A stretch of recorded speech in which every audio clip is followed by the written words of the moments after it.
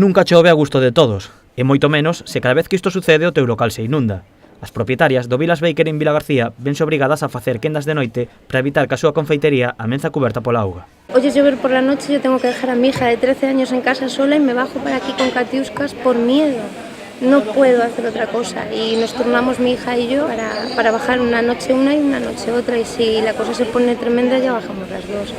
Y la verdad es que llegas a las 7 de la mañana a trabajar después de haber venido a las 4 de la mañana para achicar agua y es complicado. Dende que abriron o negocio o 6 de xullo de 2017 xa son moitos os días que tiveron que pechar por culpa da auga. As fortes chuvias provocan inundacións que causan importantes danos na confeitería.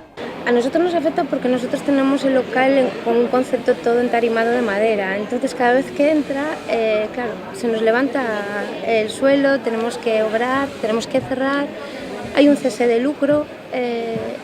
Una vez que cierras la puerta, tú no dejas de pagar. Nosotros trabajamos 7 días a la semana y en esos 7 días, si yo tengo que cerrar 5, no vivo, pero sí tengo que seguir pagando.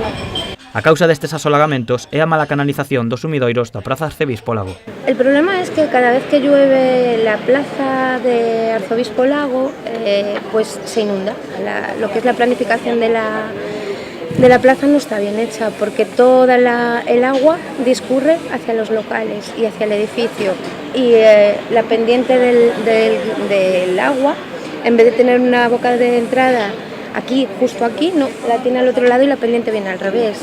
Os danos no local superan os 7.000 euros. As propietarias xa pediron solucións ao Concello en numerosas ocasións sen recibir ningunha resposta. Ni siquiera han pasado por aquí, o sea, yo en un momento he parado a ciertas personas que pasaban por aquí, concejales, tal, les he explicado lo que pasaba, pero no hai forma.